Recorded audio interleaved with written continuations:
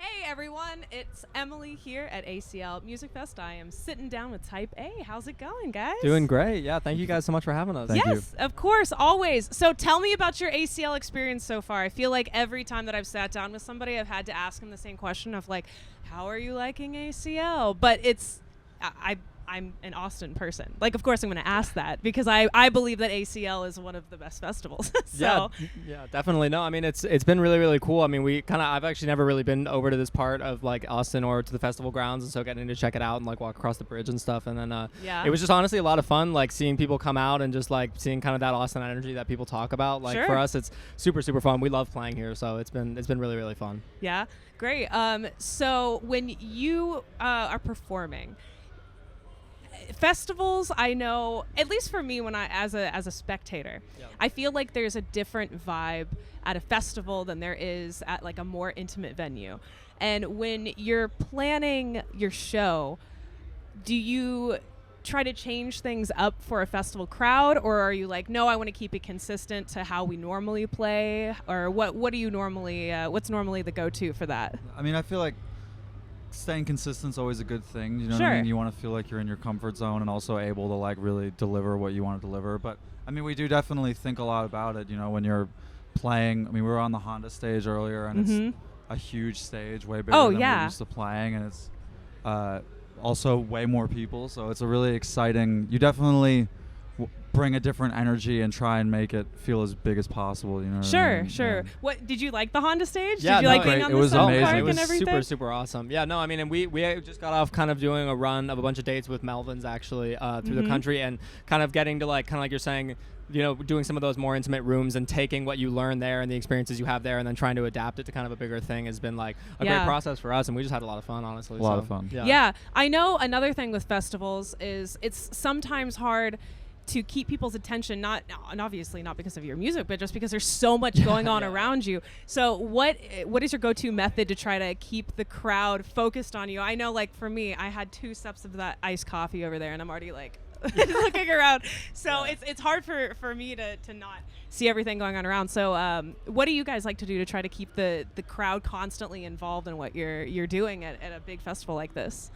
Yeah, I mean, I think we think a lot about like shock value and also just being Shock value. Well, I guess just trying to be rowdy and like just grab as much attention as possible. Is there like a specific time, any of your shows that you've done, where you've done something that was like off the rails and you know you got off the stage and you're like, why did I do that? That's honestly how I feel like the whole time. Most of the time. Always trying to be like, why are we doing this? You look back at all the photos and videos you're being tagged and you're like, oh, that was me.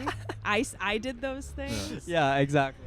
No, I mean, it's, I think kind of like Miles is saying, for us, just like trying to, because, you know, we're just doing like a, you know, like you're saying with the festival, it's like a lot of people playing quick kind of sets at quick changeover and just basically trying to get up there, be as loud, as crazy as possible in a quick period of time. Rails. Yeah, off the rails and just get people's attention. Do you know what I mean? That's kind of just our main thing. Yeah. Yeah. So in Austin, if you were to suggest anything to anybody on what to do when they come to the city, do you have any personal favorites of things to do? I know that's really basic. I was interviewing somebody earlier, and they told me, they were like, "Yeah, I just flew in and I had barbecue," and I was like, "Oh, you did it right already." Yeah, like no, that was literally he was like, "That's the only thing I've done so far," and I'm like, "Well, you did it right." That was pretty much exactly what we did as well. We went to Terry Black's Barbecue, which is like right here. Yeah, yes, and exactly. No, that place is super, super awesome. So that was definitely cool because obviously that's kind of the first thing you need to do off the plane. You know what I mean? Like, for sure. So that was definitely really cool. Yeah, that was pretty great. But we're sticking around for the week between the weekends. Yeah, so we're doing both gonna weekends. So get to really hang out here for a minute, which I'm stoked about because I love it. But we've just never gotten to be here for a super long time. Yeah, more in and out. So sure. Fun. Sure. And so what's next for you? What are you most excited for? What's coming up in the future? No, anything that you can exclusively tell us? No, of course. Yeah, no, we just put out our second single, The Middle, off of our full debut, Once Bit Never Bored, which is coming November 4th. Oh, and great. so like I said, said, we're sticking around. We're doing ACL Weekend 2, which I'm really excited about. And we just announced a headline show in San Francisco on November 2nd, too.